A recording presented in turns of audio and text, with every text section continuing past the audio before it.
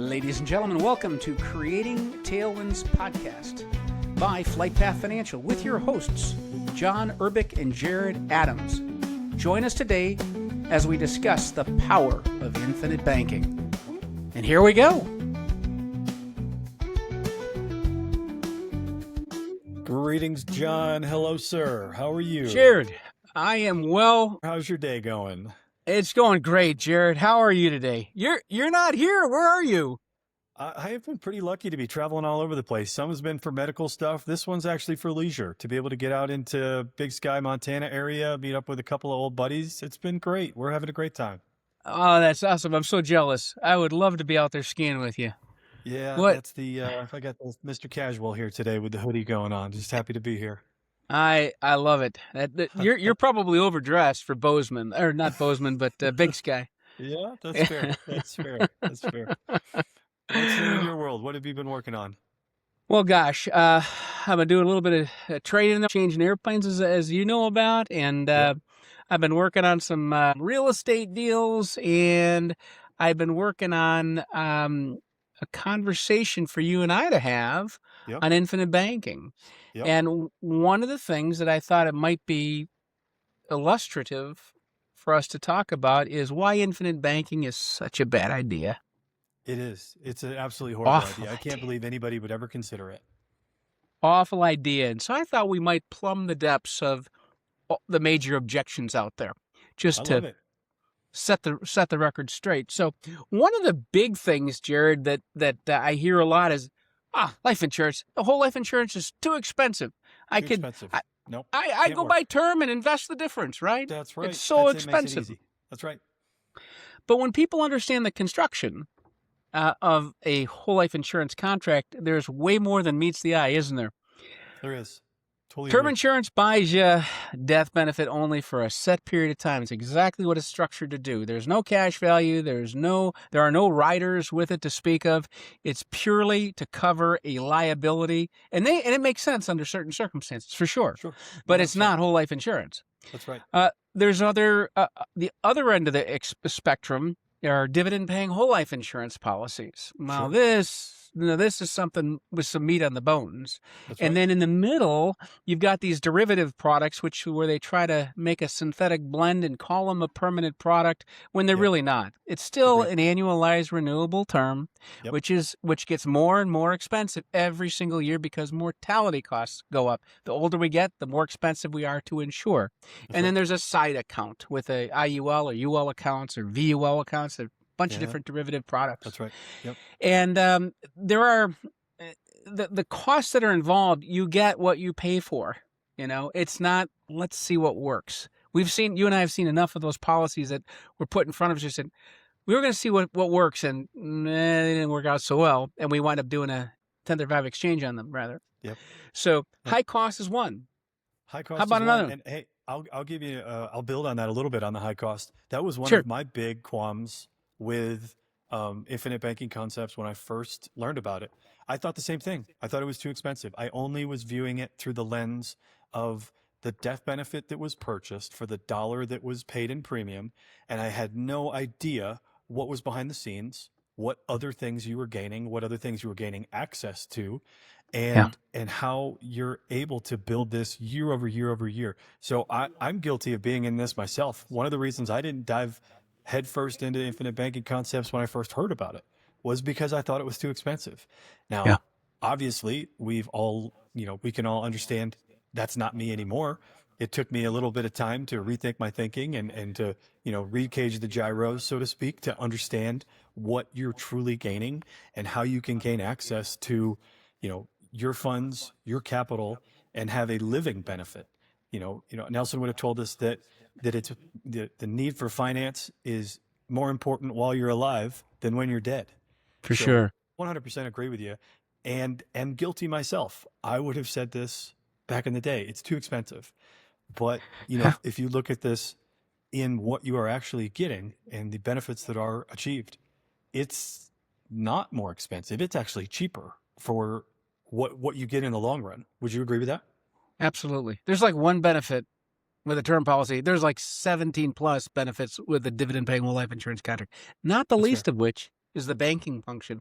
Your cash value grows year over year, guaranteed, and typically we see anywhere from 8 to 12 years. All the money that you put into this thing is sitting there in cash value. And oh, by the way, you've got all that backstop life insurance and all the riders that we've covered in other places. So I won't go into those. But Agreed. there is Yep. so it's so worthwhile having the conversation with Jared. Call Jared or call me, and we'll be happy to go over this stuff with you. Agreed. So Yep. the high cost thing is just it's a fallacy. It truly Sure. is. Yep. Complexity. How about complexity, Jared? I mean, Complexity. Yep. this is not hard. People. One of the things that was told to me a long time ago is if you can't teach it, you don't know it. And what's the core of teaching? It's communicating what you know to somebody else. On complexity, call Jared. Call me. If the guy can't explain this to you, then in words that you understand, talk to somebody else, because this is not hard. This is core to understanding infinite banking, are the concepts behind it, and they are as simple as the day is long. Yeah, and there's a really fine line to walk here, right? Because generally speaking, when we're talking vanilla whole life policies, right, these don't get any simpler.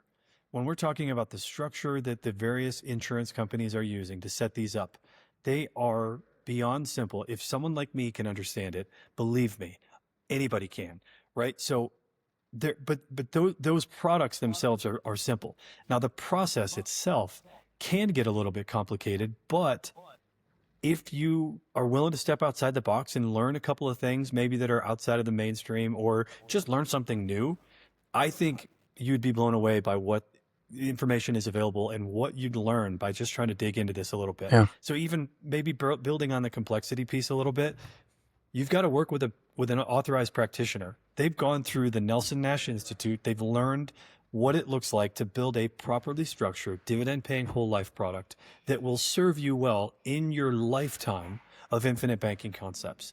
So it's not just the thing everybody can do, right? You don't just call up your brother-in-law who happens to be an insurance broker and go, "Hey, build me an infinite banking concepts, style whole life policy."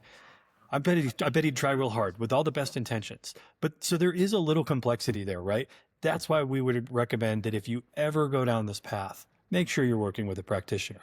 After that, the day-to-day is pretty simple. Like, these are plain vanilla dividend-paying whole life insurance contracts or policies, of which you get to take over the banking function for your household. We're not talking complex math. We're not talking complex algorithms. We're talking pretty basic, straightforward there. So, like I said, it could be kind of a tough line to walk with the complexity, right? But when you're talking day-to-day operations, when you've got it in place and you're hit the road running, seems pretty straightforward to me. So when we're talking about complexity, Jared, you can build this thing out. It's fully scalable. What's so important is that you learn from the beginning the simplicity of the model. It's so simple, and you can build it out. Well said. If you're going to teach somebody to fly a jet, you don't start in a jet. You start in a 152 or a 172. You learn the four forces of flight and all of the stuff that you learned going way back when. And you apply it. When you're flying a 330, that ADI, that attitude indicator in front of you, works exactly the same with the airplane as it did when you were flying a 152. The concept is the same. It's scale. Now, if you want to learn to fly an airplane, don't go to a racetrack and say, "Hey, I want to learn to drive a Porsche fast." They're different things. And that's the importance of the complexity. Keep the complexity focused on what you're doing, and pick the right team to teach you the basics. And that is what we do so well, I believe. I agree with that. Yep. So tooting my own horn. That's well said. No, perfectly said. So there is some complexity, but you can eliminate that complexity by choosing the right team and having the right folks behind you that can help make sure your education is sound, so that when you're off and running, you've got what you need and you're well informed on what you've built. 100%. Yep. All right. How about surrender rates? People complain, "Oh, you got to pay surrender rates." Do you? Talk about surrender rates.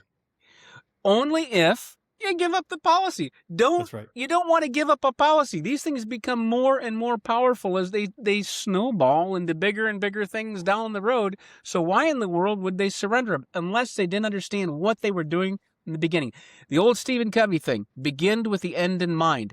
If you have an objective, stay focused on where you're going. Don't get off That's right. track, because if you get off track and you steal the peas, you don't put money into the contract, you That's right. max loan out the thing, you don't pay your premiums, yeah, it's eventually going to lapse. Or somebody could just say, hey, I owe too much money on this thing, meaning I've stolen the peas and I don't want to put them back, and they're going to surrender it. That's a bad idea. Don't do infinite banking if this is your objective. Sure. You have to have clarity of what you want to do. There's the human element, right? If you're Exactly. stealing the peas, if you're not following sound budgeting practices or concepts, you can't steal the peas. You can't take a loan with zero intent of ever paying it back. I mean, unless you're later in life and you just know you're recapturing some of what you've built, right? But that totally different story on that, right? But when you're day to day, when you first set this up, you're wanting to use the capital you've put into it. That's exactly why you've set it up this way.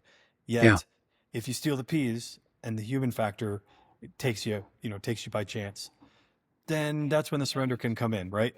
But the surrender rates apply to anything, right? The surrender rates is not going to apply to a term policy. Again, assuming that you continue to pay your premiums. But a surrender rate applies to a IUL, a VUL. They're all under the same category. If you stop paying your premiums, or if you don't pay back your loan over a long period of time, they're going to come at you and say, hey, what's your plan?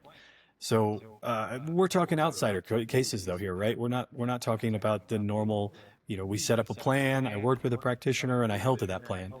So I guess when we talk about when infinite banking is such a bad idea, if you set up your plan and you don't follow your plan, I mean, whose fault was that? Who made it such a bad idea? So, the human element part of that is really important. Surrender rates are purely apply to people who don't follow the plan and lack the discipline to implement their plan. Otherwise, if you just do the basics, the minimums, and there's a range of what's possible. You can do a minimum, you can do more than that. You can scale this thing way up. Do the minimum if you need to. You're fine. You're absolutely fine.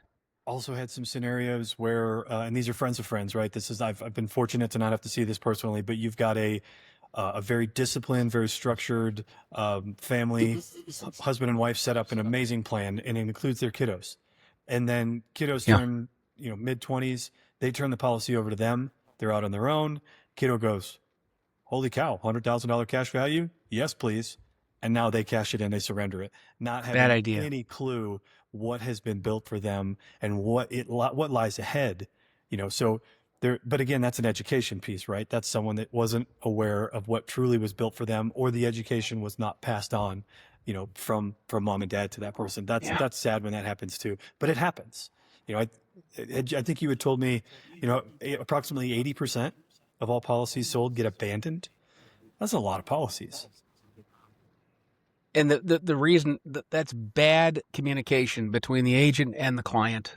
That should never happen. It shouldn't. Because if that's even on the horizon, don't do this. Yep. It's not worth doing this. But that's surrender rates are significant if you're careless. But you can be careless with a lot of different things. You go buy a car and you get a loan on the car and you're driving the car. You owe the bank the money. Well, you're the bank. You don't pay the bank. What happens? They're going to take the car back. Same darn thing. Same concept applies. All right. Totally I think we hit that one. How about limited accessibility? This is one of the objections. It's too restrictive.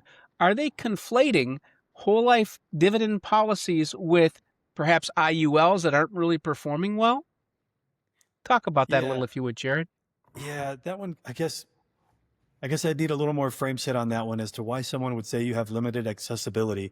I know for me personally, every single time that I go to a portal and say, hey, I'd like to access some of that cash value that I've built up, it goes, how much do you want? And then in 3 days, it shows up in my bank account. No questions, no loan application. Easy. No, what are you doing with this? If I haven't gone over the threshold that they use. Some of them use a $50,000 threshold.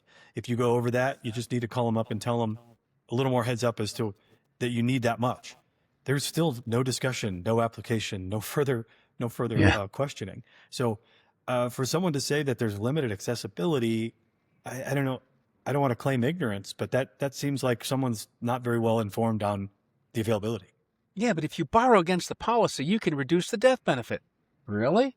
No, the death benefit doesn't change. What The death happens is benefit doesn't change. unless it's an IUL. If That's it's an fair. IUL and you take the money out, that death benefit may very well go down. But on a That's fair. permanent policy, the kind that you and I deal in, the death benefit never goes down. Here's As what you say happens. that, I'm sorry, go ahead. Well, here's what happens is Yep. when a death benefit, there's a follow-on to this too, on a taxability question I had the other day that I was going to answer. What happens is if somebody passes and they have one of these policies and they've got a loan against it, well, guess what? The insurance company, they pay the whole death benefit minus the existing loan and interest if there's Right. any interest due on the thing, and that's it. Correct. So all Yep. that money passes tax-free. There was a guy out there, and I won't identify him publicly because he was wrong, but I wanted to hit this. He said, if you've got a loan out against one of these policies and you die, you could create a tax consequence for your heirs. Absolutely incorrect, because Correct. that money Incorrect. passes to them after it's been paid off internally, and the money that's been distributed is all after-tax money, or Yep. is all tax-free money, I should say.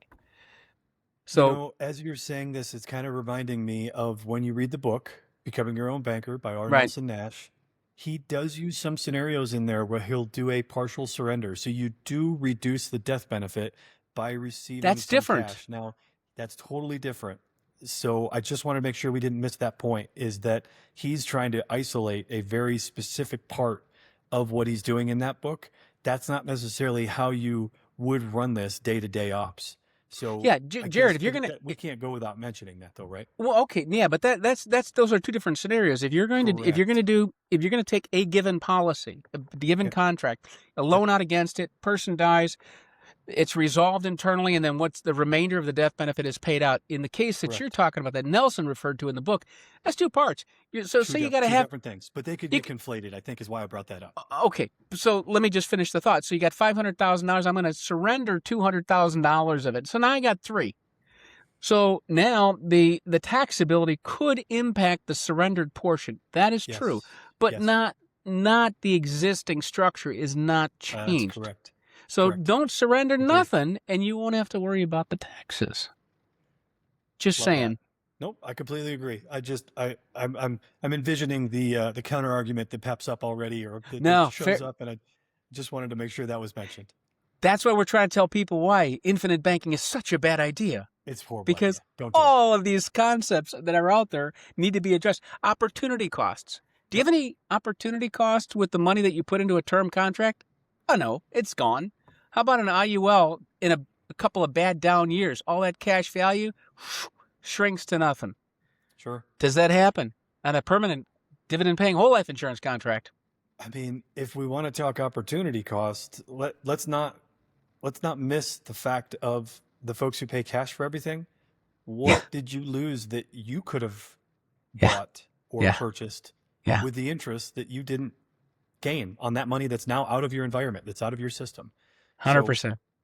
If we're going to mention opportunity costs on one side, let's make sure what's good for one is good for the other as well, right? There's always an opportunity cost. Every time you pay for something, the what you could have purchased is the opportunity cost. No question. That's a simple economic description of that, correct? Yet, if we're talking the opportunity costs of someone that would be a dissenter to whole life, they would say, well, I could have spent all those funds elsewhere. I would argue if you sequence your funds properly and you sequence it through a properly structured dividend paying whole life product, you still purchase the same exact thing that you were going to purchase anyways, but you sequenced it through an infinite banking concepts policy that will be gaining internally while you made the same exact purchase you would have purchased already. So if you're going to really examine that opportunity cost, we got to be able to look at the whole thing. Let me share this one thought. I'm going to have a big tax bill this year from 2025. And I choose to take the monies that I would otherwise give the IRS and put them inside my contract. And then later on, I rotate that money out and I pay the IRS off. All is good. That time horizon on the dividend that I'm getting on these contracts, my own contracts, Yep. irrespective of my clients' contracts, which are some of them are even better, Yep. it's about $3,000. So there's your opportunity cost. I just saved myself $3,000 by keeping the money in my account and then paying it later rather than just, oh gosh, give it to the IRS so they can use it for other things. Um, no, no, Just it's a huge sequencing the funds, correct? Just make sure ex- you've got the proper 100%, sequencing of the order. 100%, Yep. 100%. Yep. Um, So I guess so on the opportunity cost as well, we've hit kind of the other side of that on if you're a if I'm a pay cash only type of a guy, or yeah. any money that might be tied up in this whole life product could be earning higher returns in some, you know, investment, stock Hmm. market, property, fill in the blank, any investment elsewhere that you could be making more money on. Right. I think we've just said that if you properly structure this through or properly sequence it through your policy first, you're still able to access all of those investment opportunities, but you're gaining an internal or a guaranteed return within your whole life policy already, and you're sending it out.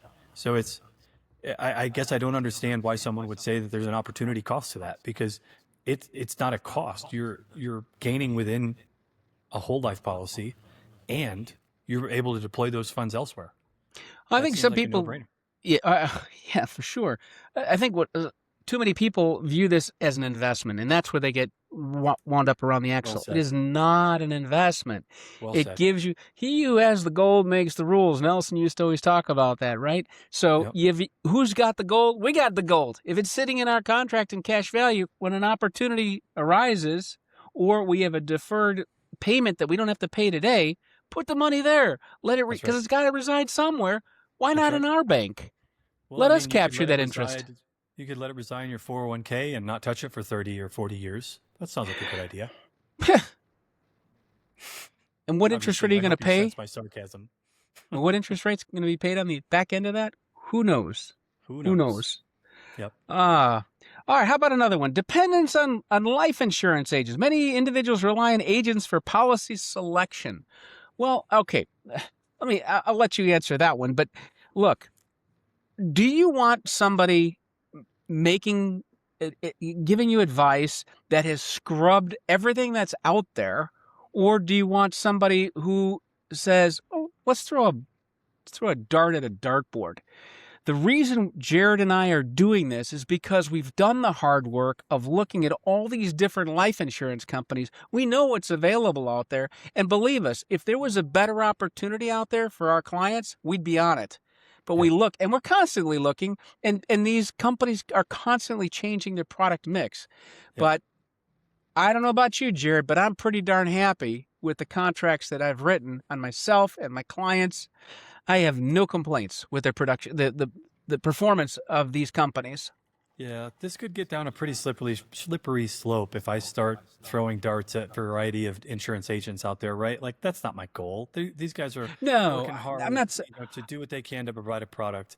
I guess, I'm saying my something like Select Quote. You're going to go out there and you're going to just be online and you're going to get the cheapest price, so you've got the best thing, right? that's There's fair. so much more to this stuff. You want somebody who's actively engaged in the industry and is looking at the trends and knows the history behind these companies Yep, and the history behind the dividends. It's very that's right. important to have a handle on that. That's what That I'm is getting at. important. I'm not Yeah, no, I talking about other completely. agents. No, no, no, I completely agree with that. But part of the dependence on an agent is the downside, right? That's what they're viewing as a downside. So I guess one of the things that you can combat that with is, if you're considering a whole life product, remember you're engaging in a whole life relationship with that agent. Will the person who provided that policy for you be there 6 months, 6 years, 20 years down the road? Are they going to be there to answer the questions and help out when needed? Well said. I couldn't agree with that statement. Nothing to add to that. That's perfect. Last one I'm seeing on the list, Jared, is market perception. Infinite banking is often viewed skeptically, with some financial experts labeling it as a marketing scheme. What do you say to that one? Yeah, I guess if we're talking about a marketing scheme, you get a lot of folks out there that talk about how you're paying yourself back or how you're paid to purchase a vehicle.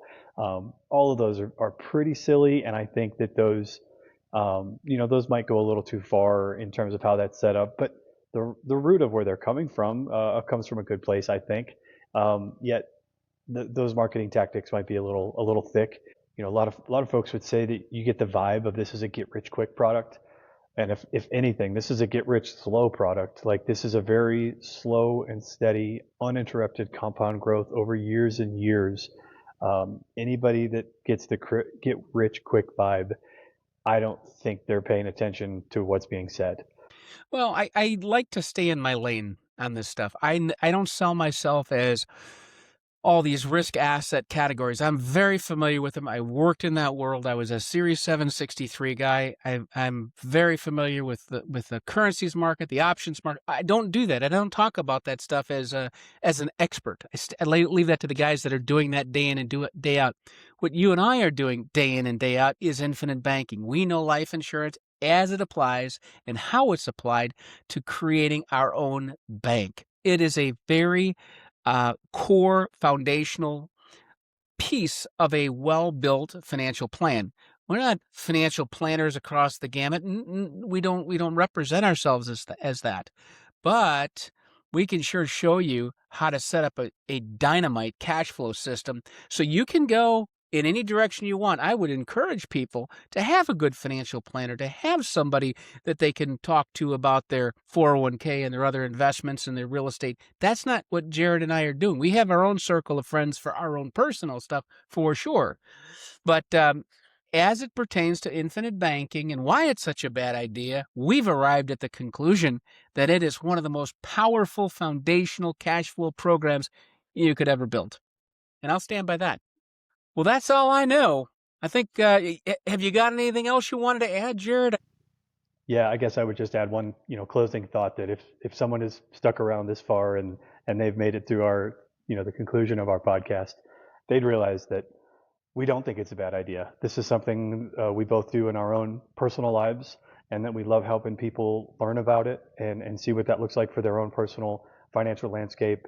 And we're open to the discussion. It doesn't work for everybody, but we would recommend that you read the book Becoming Your Own Banker by R. Nelson Nash, and maybe looking outside the box a second to see what it looks like for your own personal landscape. What happens if you control the banking function for your household? Well, look, go enjoy that beautiful scenery out your door and for the phenomenal meals, and enjoy your time out there. And we'll look forward to seeing you back in the 42-degree sunny skies of Georgia in a couple of days. Much appreciate that, John. Thank you. Have a great day. Thank you. Bye-bye. We'd like to thank you for tuning in to today's episode of Creating Tailwinds Podcast with your hosts, John and Jared. As always, we welcome your questions and critiques. You can reach us through the Contact Us tab at flightpathfinancial.com. Remember, it's all about how you think. As Nelson Nash has said about infinite banking, give it your close attention, and it can make a radical improvement in your financial future.